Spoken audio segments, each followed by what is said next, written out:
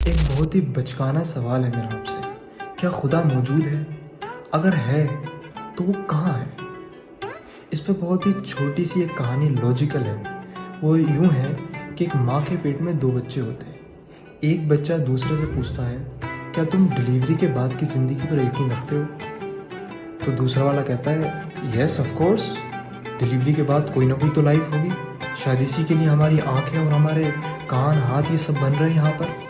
तो इस पे पहला वाला कहता है कि ये तुम पागल हो, डिलीवरी के बाद कोई ज़िंदगी नहीं होती, क्या ज़िंदगी होगी, कुछ नहीं होगी। तो इस पे दूसरा वाला कहता है बहुत ही दबी हुई आवाज़ से कि मुझे नहीं पता, लेकिन शायद यहाँ से ज़्यादा रोशनी हो वहाँ पर, शायद हम अपने पैरों से भागें और हम अपने मुंह से खाएं और वहाँ कुछ और ही एहसासात हो हमारे पास जो अभी हमारे पास यहाँ नहीं है कि जिससे हम समझ सकें। तो इससे पहला वाला कहता है कि ये पागलपन है, पैरों से भागना नामुमकिन है और मुंह से खाना, ये तो क्या बात कर रहे हो तुम, लगता है तुम मनगढ़ंत बातों पर यकीन करने लगे हो।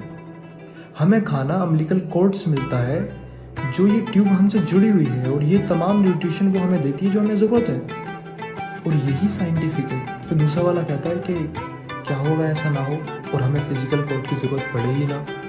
तो जो पहला वाला कहता है, अगर चलो मान लो डिलीवरी के बाद की ज़िंदगी है, तो फिर कोई इस कोर्ट के इस ट्यूब के कटने के बाद यानी ज़िंदगी के बाद कोई वापस क्यों नहीं आता? Delivery is the end of life and silence and darkness all every, there is nothing like life after delivery. जो पहला वाला कहता है, हम ज़रूर अपनी माँ से मिलेंगे, वो हमारी देख रेख करेगी, वो हमें खिलाएगी पिलाएगी। तो जो पहला वाला कहता है, माँ ऐसी कोई चीज़ नहीं होती, ये तुम्हारा ख्याल है, और अगर माँ होती है तो वो कहाँ है और मुझे दिखाई क्यों नहीं दे रही? इस पर दूसरा वाला कहता है, माँ हमारे आसपास ही है, हम उसके अंदर हैं, उसके बिना हम मर जाएंगे, हमारी लाइफ अधूरी है उसके बिना।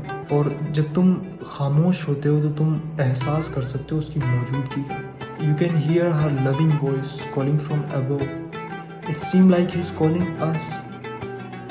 तो ये थी पूरी स्टोरी। जज़ाकल्लाह खैर।